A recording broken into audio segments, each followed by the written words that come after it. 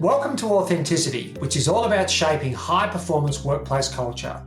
My name is Simon Tyson, and in my role as CEO of the Real Learning Experience, I've been working with organisations for nearly 30 years, helping them create exceptional workplaces.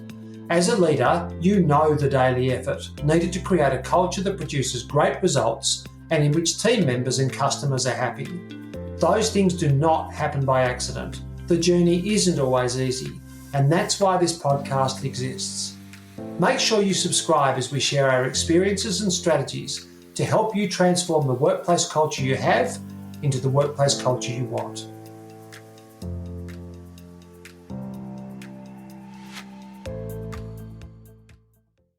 Hi, I'm Kira Lee and welcome to episode 5. Today we're going to talk about how values shape a culture of authenticity. In past episodes, we have talked about defining an authentic culture, the key characteristic to this being that we align the things we do and expect with the culture that we aspire to have. In today's episode, we're going to look at the role values play in shaping culture. A note for listeners just joining us, this series is designed as evergreen content. It won't date because the content doesn't apply to a specific time. If you find value in this episode, subscribe and binge your way through the previous episodes. Now I'd like to welcome my co-host, Simon Tyson. Thanks, Kira Lee. And yes, we encourage our listeners to have a good binge. You're quite right that past episodes we've talked about what an ideal culture is. We've talked about some early moves in defining that.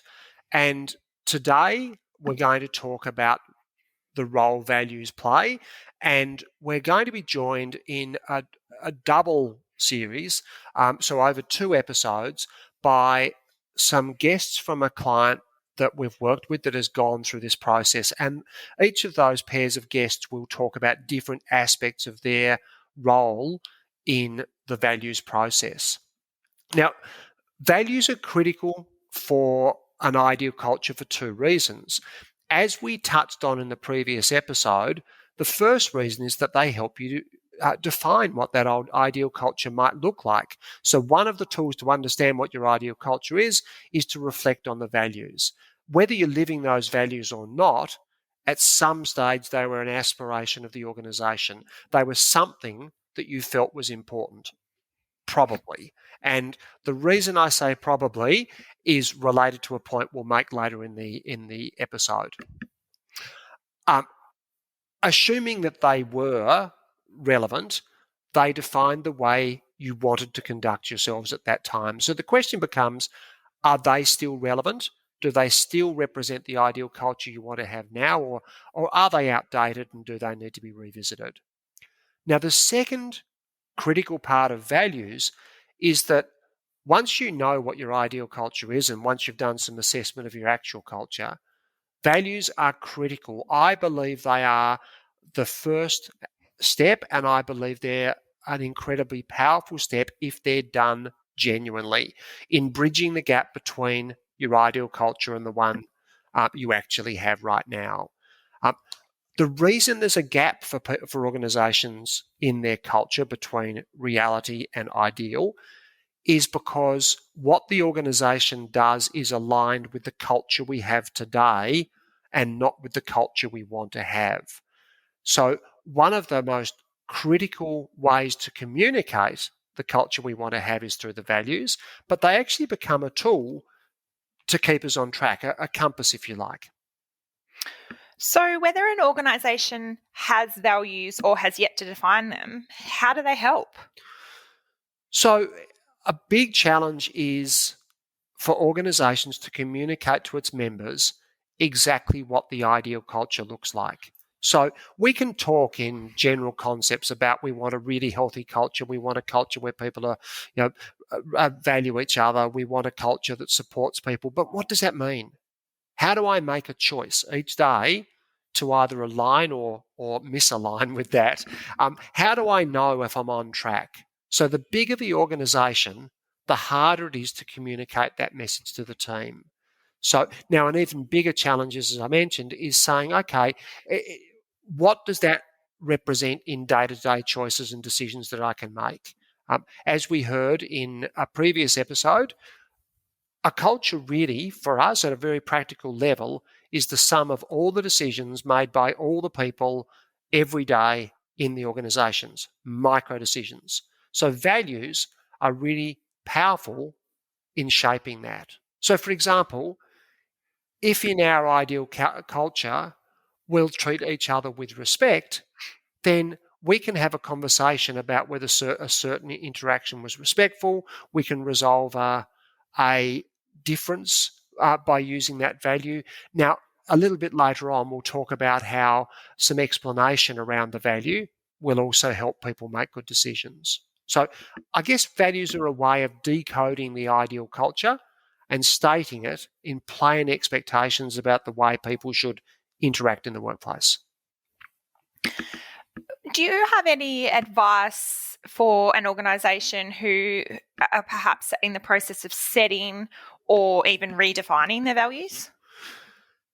Absolutely. And look, I'll start this by saying if you have values that haven't been looked at and examined for relevance to the organisation and its people for more than 18 months or 2 years, it's time to get them out and have a robust discussion. Are these still representative of the culture we're trying to create? Because these are the beacons you're providing people to say, we want to head in this direction. Well, if they head in that direction, is that going to create the culture you want? If not, time to refine them.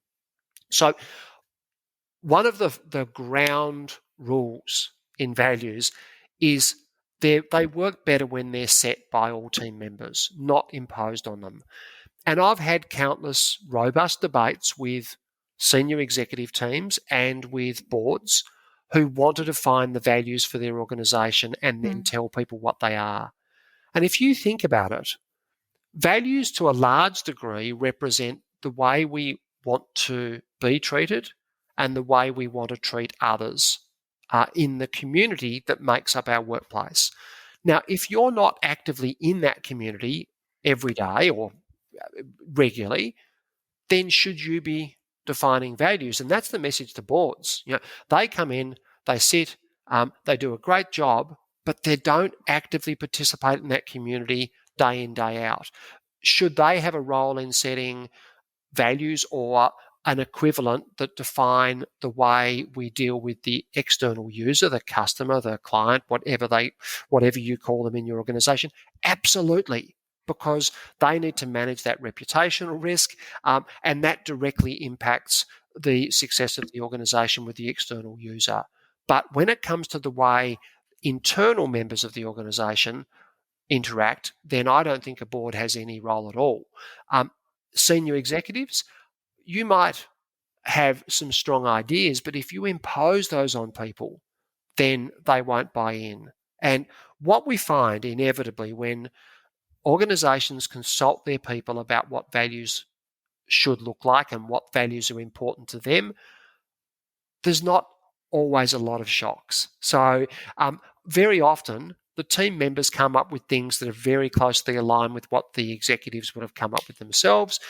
Very often they take it beyond what the executives would have seen. It's the people saying, this is what's important to us in making this a community I want to come to work in each day, be proud to work in and be happy.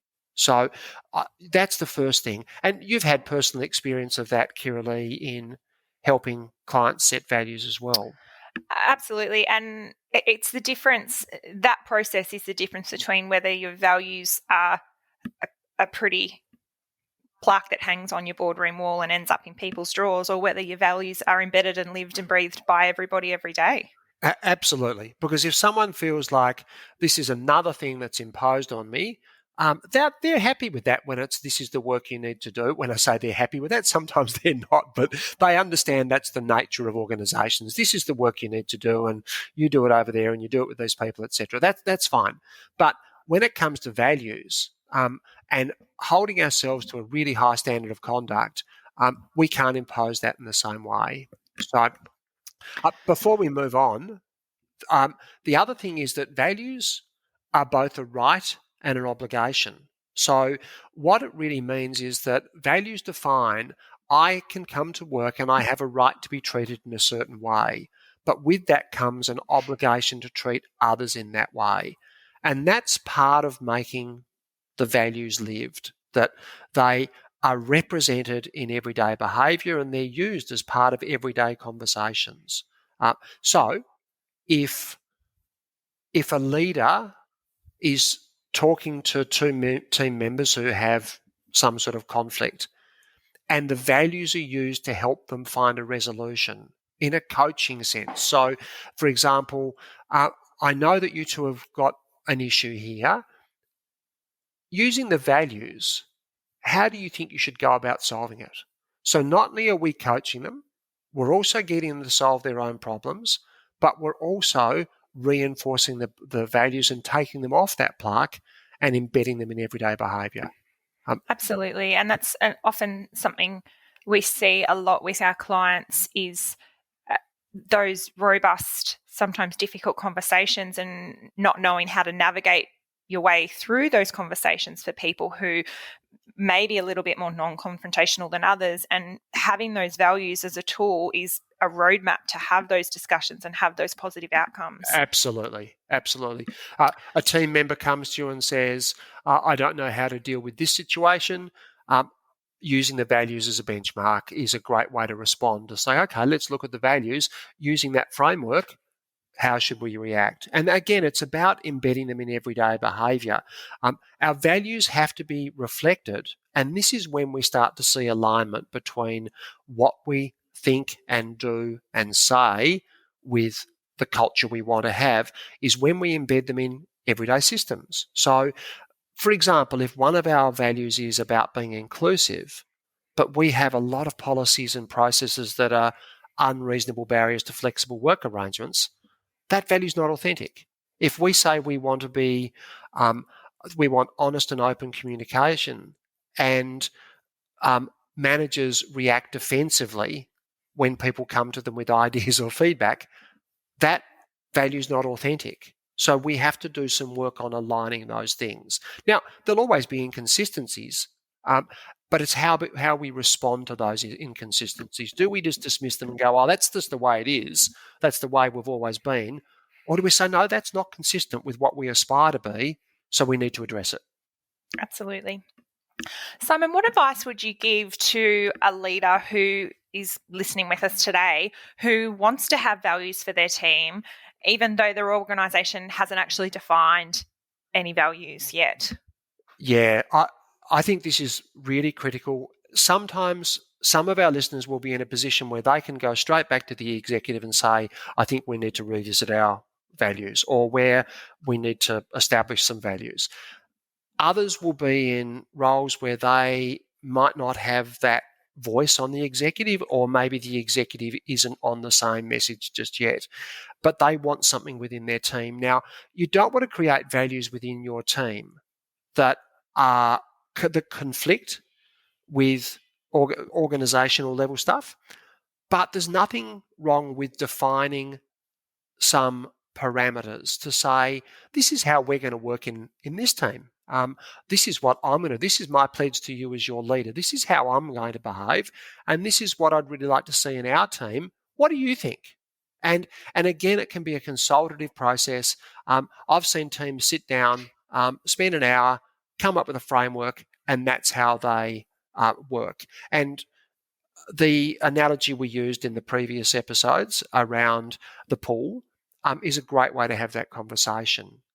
I've also seen managers or leaders of specific teams say, okay, well, I can't influence everything else, but my vision for this team, and one lady that always springs to mind, she was a very young practice manager at a very large medical practice, many staff.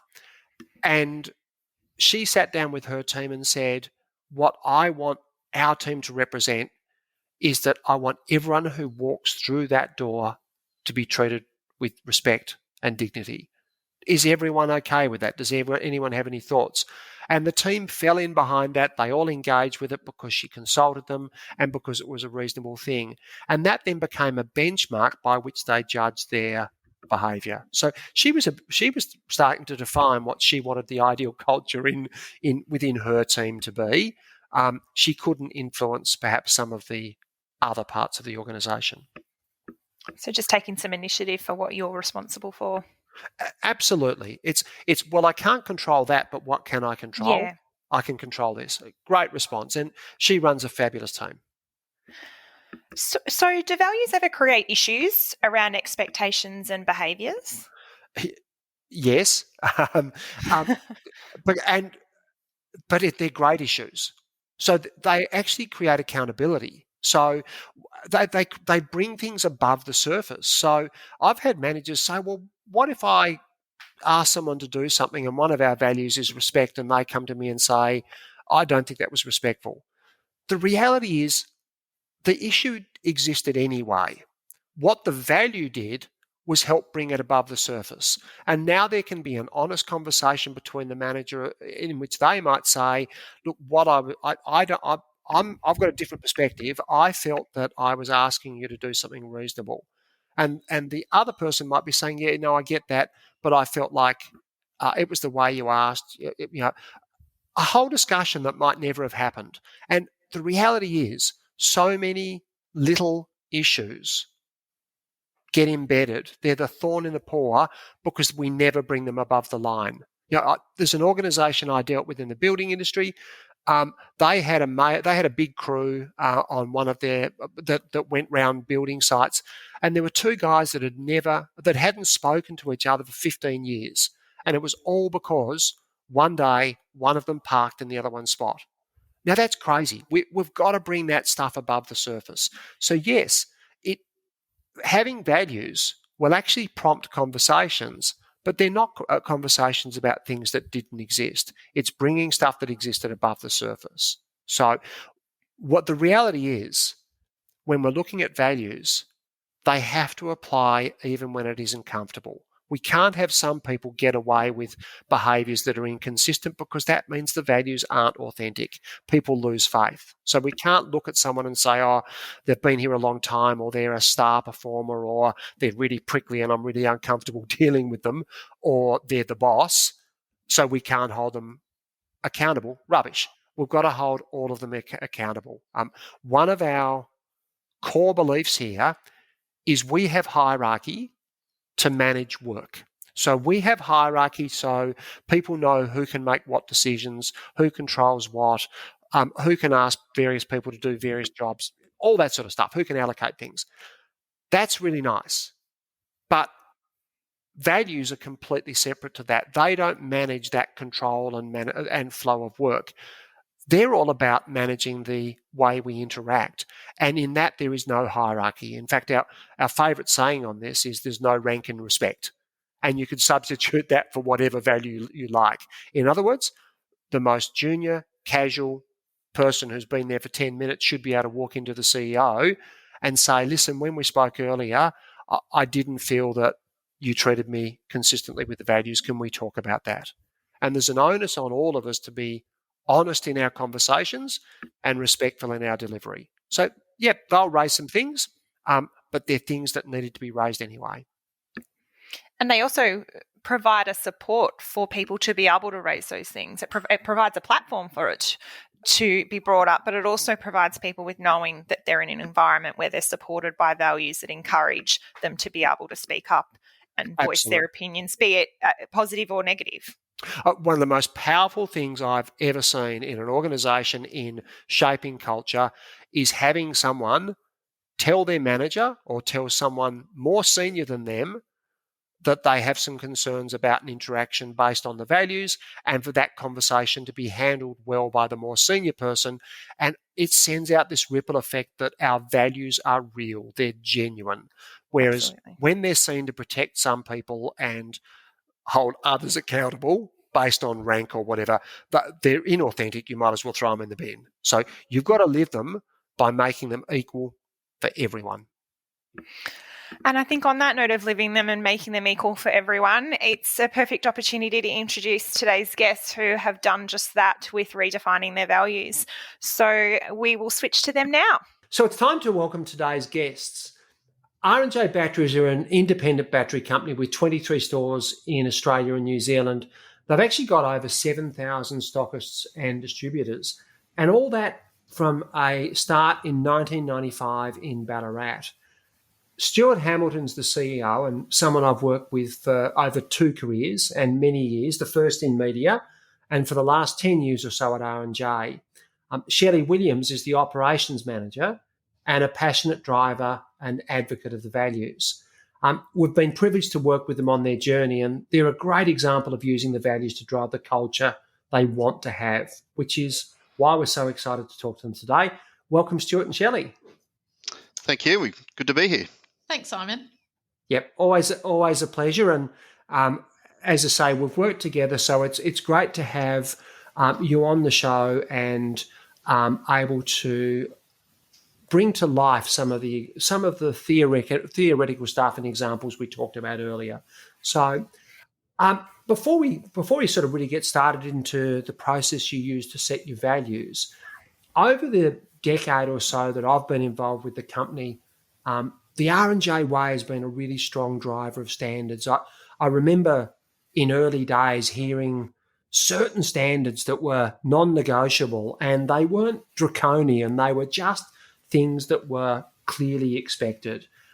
Tell us a bit about that. Tell us a bit about the R&J way. The R&J way has been part of our ethos or our culture right from the very first origins of the company 25 years ago when Ray and John started the business. And for many years, the R&J way was really, head down, bum up, work hard, play hard, laugh and joke along the way.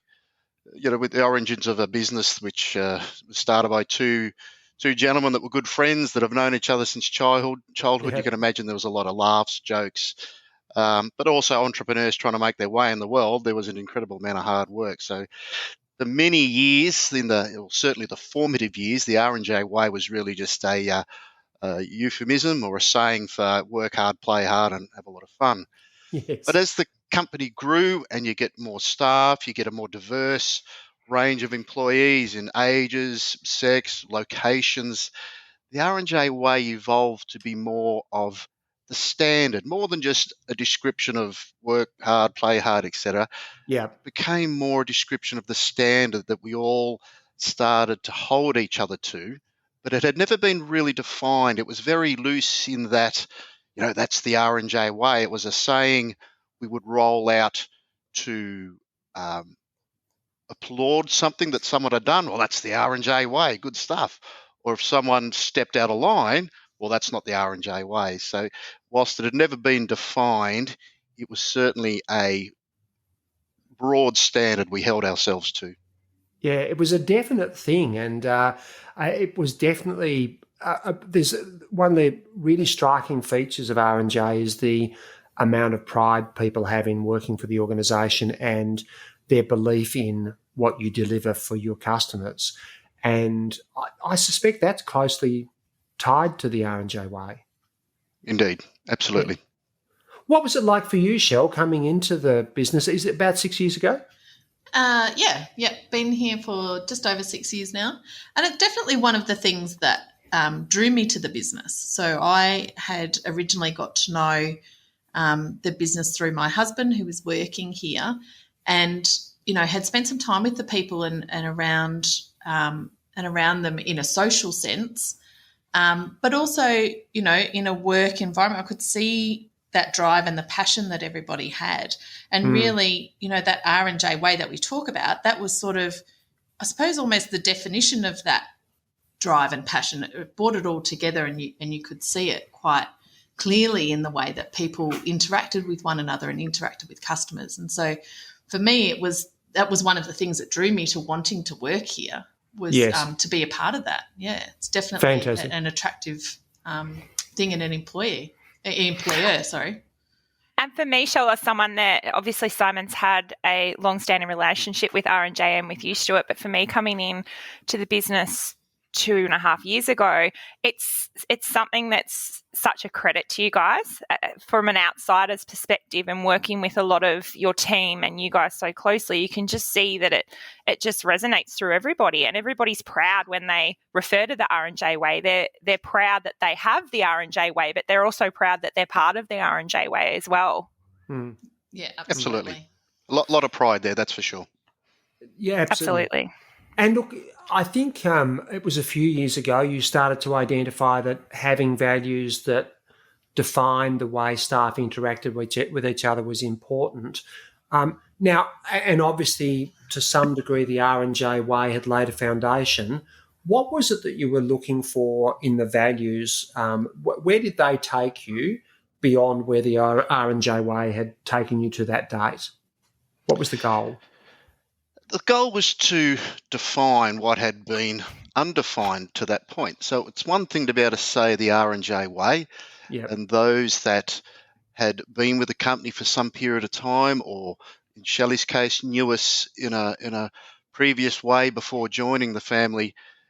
It was one thing for those sort of people to have an understanding of what it meant, but as we got bigger, more locations, you weren't able to see people as face-to-face, etc., as often as we would have when we were smaller. It became more important to actually define what the R&J way meant. We would have new staff start, and we would induct them, and we would talk, and we would coach them, and invariably we'd mention the R&J way. Oh, what's that? So it became apparent that it was time in our journey, our cultural journey, to actually define it and have a more clear understanding of what it means to have and observe and follow the R&J way. Yeah. So that was the origins of it, everyone. But there's another element in that it helps you hold people accountable. That can be a strong word, but if someone's not living the standard, if someone's not living or following the R&J way, if they're not contributing to the culture, by having an understanding of what the entire family, the entire team believes the culture to be, i.e. your values, it makes it easier to hold people accountable and say, well, that's not the way we do it.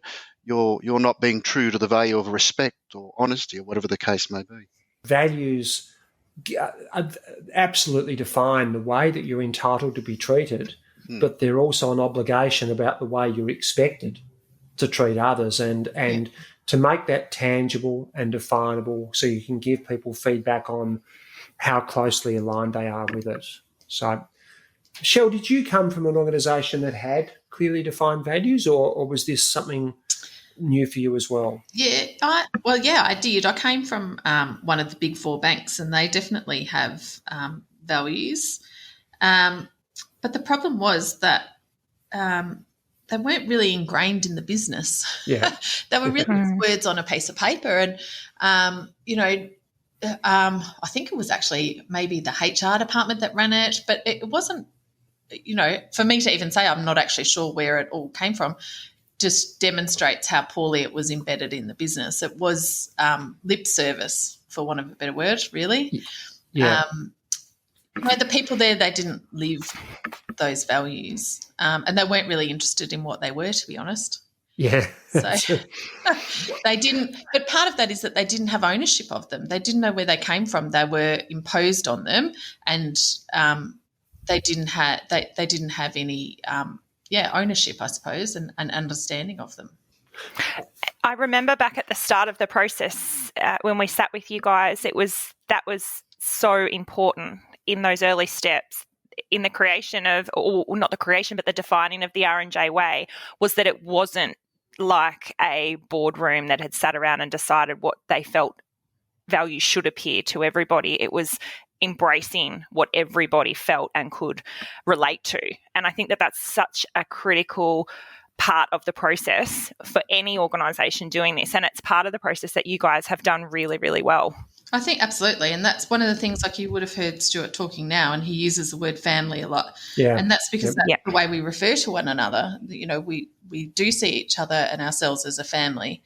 And, if you sometimes a little dysfunctional, but we are a family, and you can't. Isn't every family, Shell?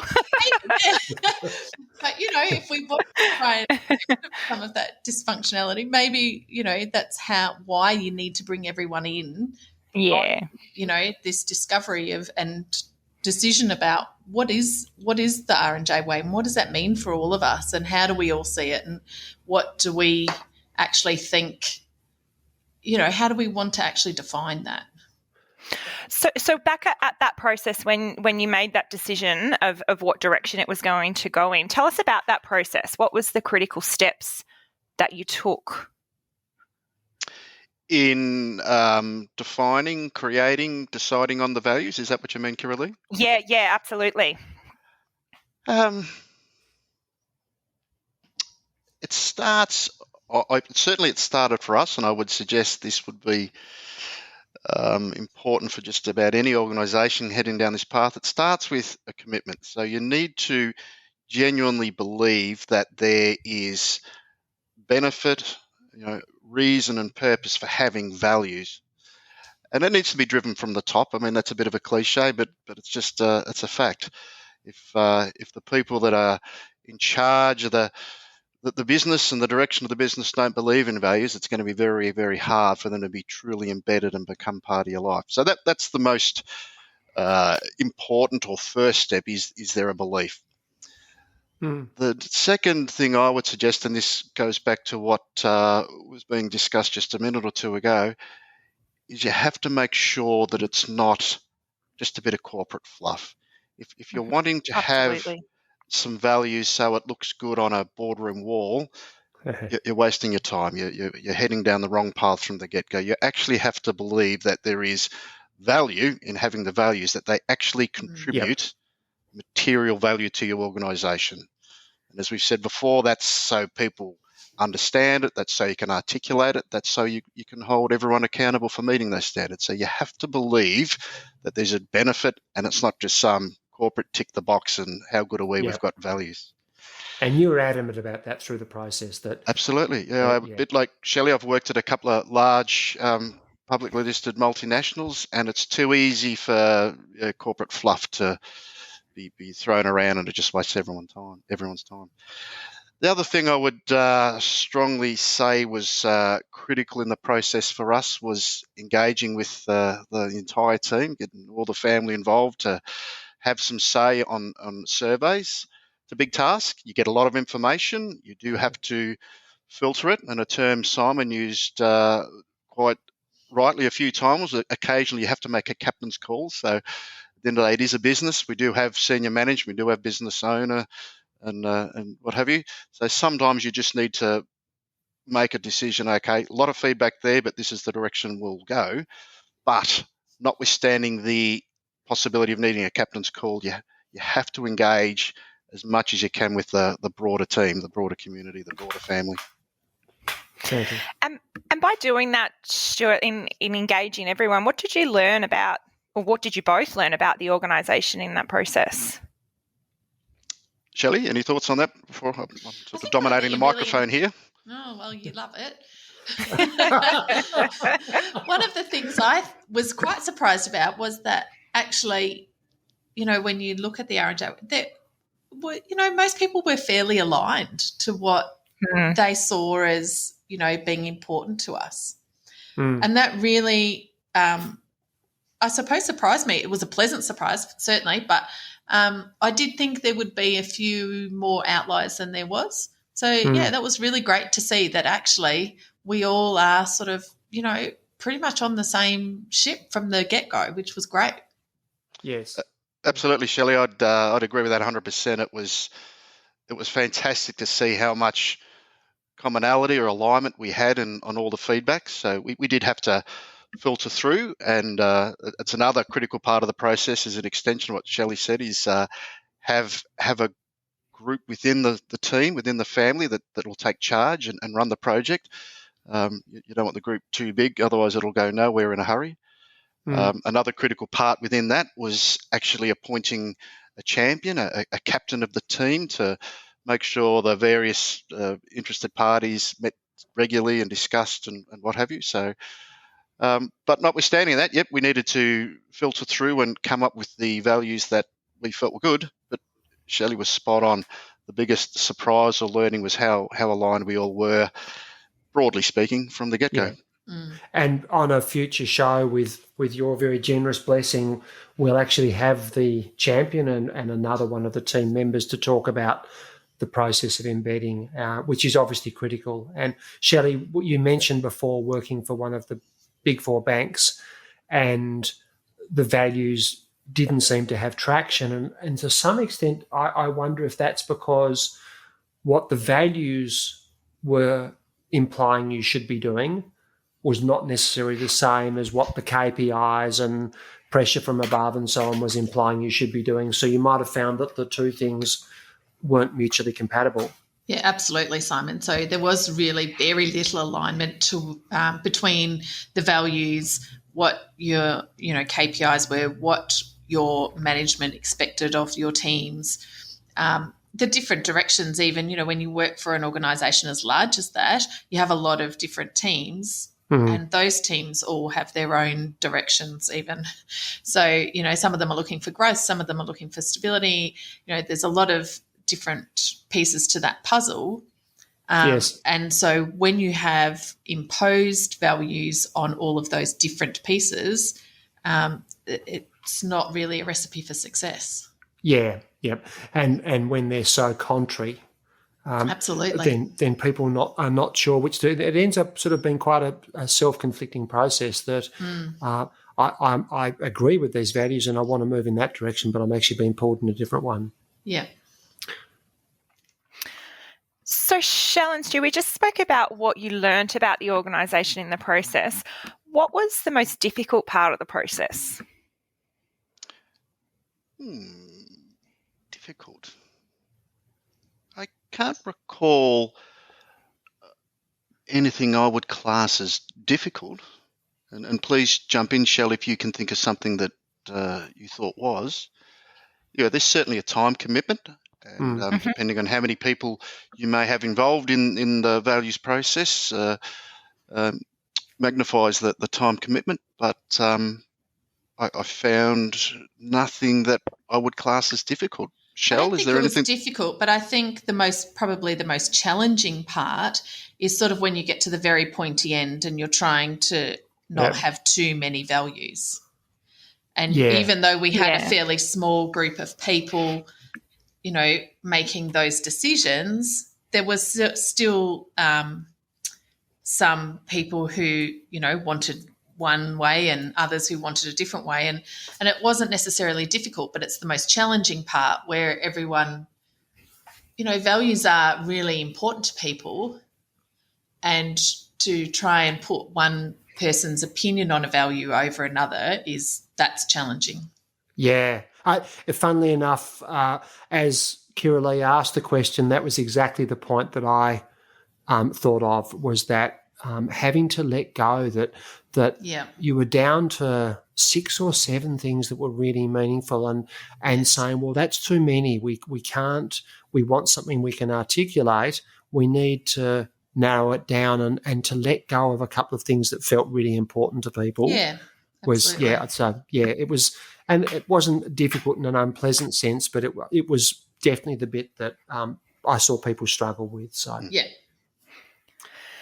So now that we've been through the process with you guys and your values have been established and you did a great job launching them, and we'll actually include a link in our show notes to the values video because it was just an exceptional way to communicate it to all your team. And very moving, very engaging. Absolutely.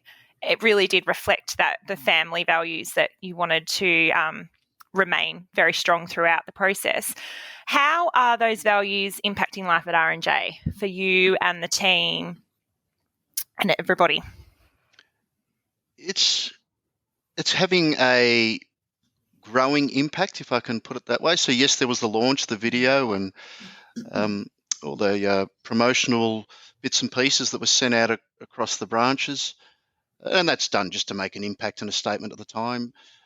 Since then, there's been a steadily increasing embedment, if that's the right word. So now it's on all of our payroll slips. There is plaques to go back to that corporate room corporate boardroom mentality and bits and pieces. So we are embedding it steadily within everything we do. When you ask what impact has it had, the biggest impact I've seen is people actually talking about it. So it's not just, oh, look at my pen with the word respect written on it, or I didn't, first time I've seen it on the pay slip.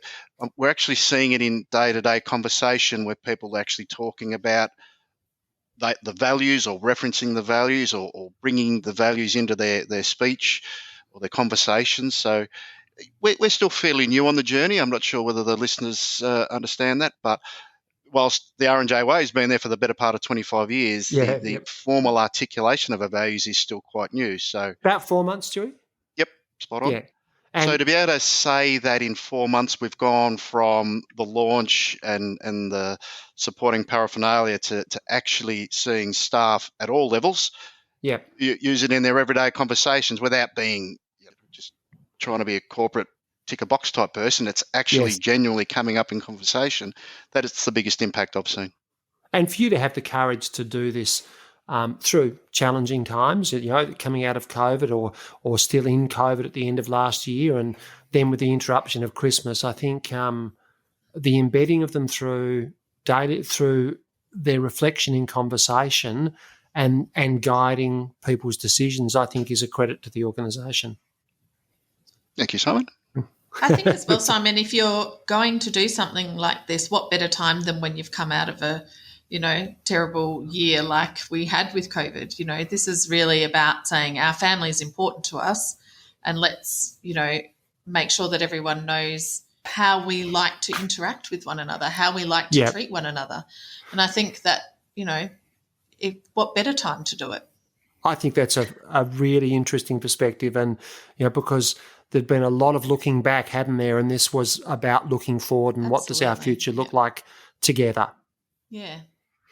And the process that you undertook, it not only took people on a journey of creating the values, but it reminded people why they are valued when they come to work. It reminded people why the R&J way was such an important part of the family and the role they play in that family. So I think that was critical for everybody. And a lot of the team that we were working with were working from home, and a lot of when we communicated a lot of staff were at home. So it was really trying times for them, but it just kept that family, we're here, this is where we're going, and you took them along on the journey with them. So they really embraced it and they felt like it was a part of them. And I think that that's such a big part of the position that you're in now, and being able to say it's a conversation topic that you hear on all levels. Yeah, absolutely.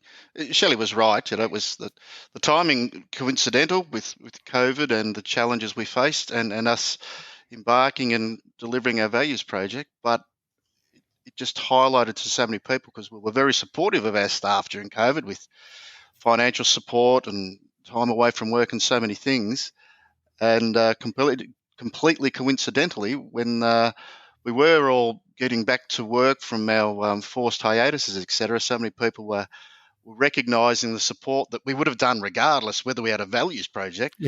So much of the support was us living the values. So it was absolutely coincidental, but fortuitous nonetheless. And Shelley, we'll edit the show notes and or the show recording and send you that little extract where Stuart said Shelley was right, and you can play Fabulous. that Thank you, over Simon. and over again. I have no recollection of what you speak about, Simon. We might even be able to make it Stewie's ringtone. Now.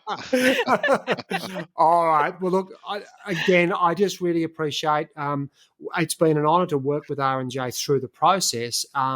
And that's why we were so excited to have you two on the show, because you are pillars of what we talk about. And it's easy for Kira-Lee and I to sit and talk about these things, but you're an organisation that's actually done it, and a great example for people out there who are trying to achieve similar things in their organisation. So thanks for the relationship with you guys, and thanks for being on the show. Absolute pleasure, Simon. And can I say in closing, I would encourage anyone listening to this to embark on the project, provided you follow the critical steps we mentioned earlier. And if you still have doubts, Simon, feel free to pass on Shelley or my details to anyone. We are a firm advocate of the process we've been through and what the values mean to our company. So excellent. That's a great offer, Stuart. Thank you. And for anyone listening who would like to see the values video that Kiralee mentioned before, it is actually on your website, isn't it, Stewie? We'll put it in the show notes and we'll list it on the website for the podcast. But people can also go directly to your website. Is it on a specific page? Yeah, pretty sure it is. It's also on the social media platforms as well, if anyone wants to go through the archives of our Facebook sites, etc. Fantastic. Thanks, guys, and we'll look forward to chatting again soon. Now, listeners, if our episode topics have left you thinking about your own culture journey and pondering some questions you may have in relation to our podcast discussions, guess what? We've got you covered. We're passionate about providing valuable content to our listeners, so each episode we will dedicate some time to answering questions submitted by you, our listeners. How many questions we get through will vary, as we're committed to keeping our episode to around the 45-minute mark.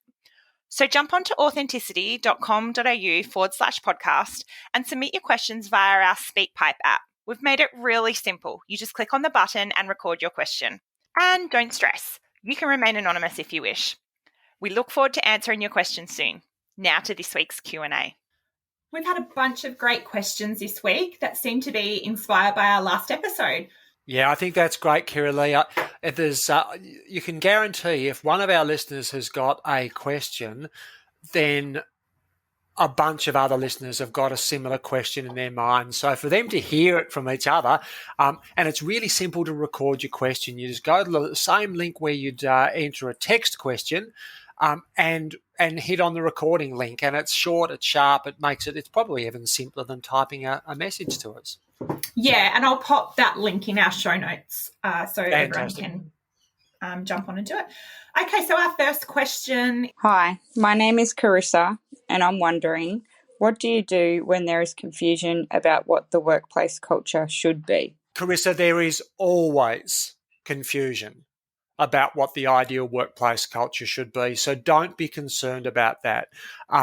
In fact, the only time there's not some confusion is where organisations have already gone down this process, already well down this path. So having said that, the confusion tends to be because it's never been discussed.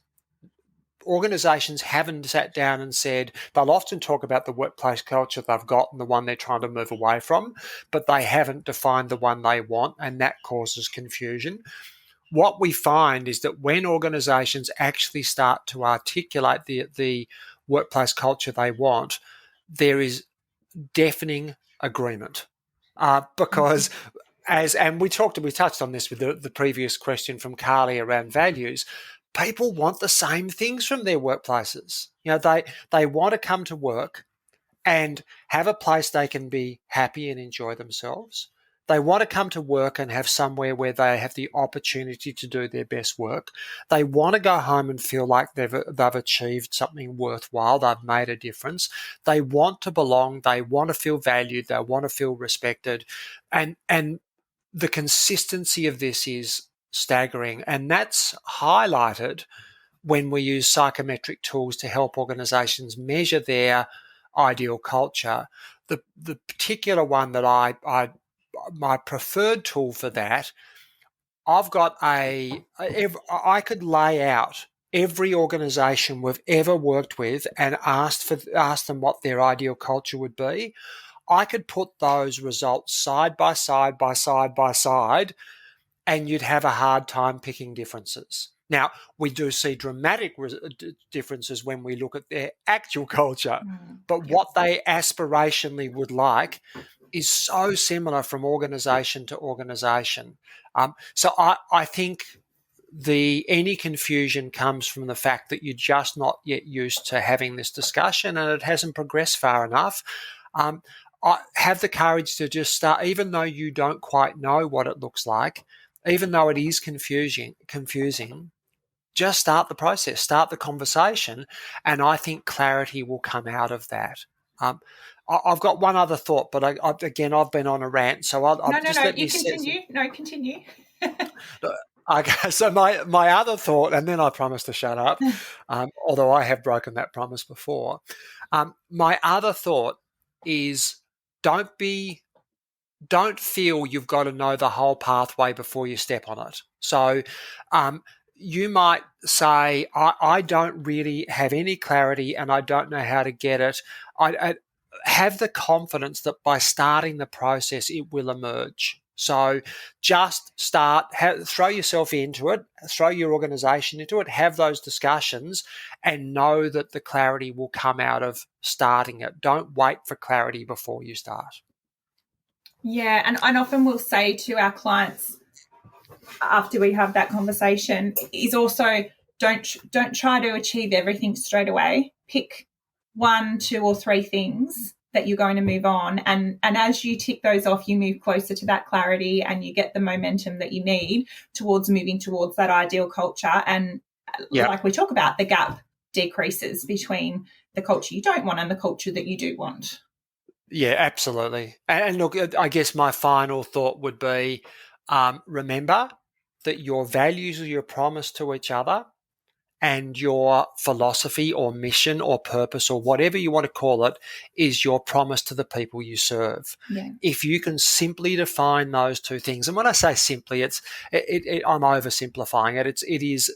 It's simple, but it's not easy, I guess, to do those things, but it's worth the effort. Once you do those 2 things, all of a sudden, your ideal culture starts to take shape, because once you know why you exist, the what you're doing for the people you serve, and the way you're going to interact internally, all the rest tends to fall in place behind it. And for anyone that may not have caught this in previous episodes, I'll also put a link to our authenticity animation, which steps through this process and will help bring a little bit of clarity at the start of the process. Yeah, great idea. Hi, listeners. Our promise to you is that we always keep our podcast around the 45-ish minute mark. It's the way we like to do things, and we don't want to be taking up too much of your time. So the decision was made today to only include one of the Q&A questions, and the other questions that we have recorded and that have been submitted by our listeners will most definitely be included in the next episode due to be released in 2.5 weeks' time. Thanks for listening to Authenticity, Shaping High-Performance Workplace Culture. If this episode has provided you with strategies, insights, or inspiration, head to your favourite podcasting app and make sure you subscribe to be notified of future episodes. To get a sense of how your current culture measures up, you can take our Authentimeter, a free online assessment. It will take you about 10 minutes and give you an indicator of exactly how authentic your culture is. You can find that at authenticity.com.au/podcast.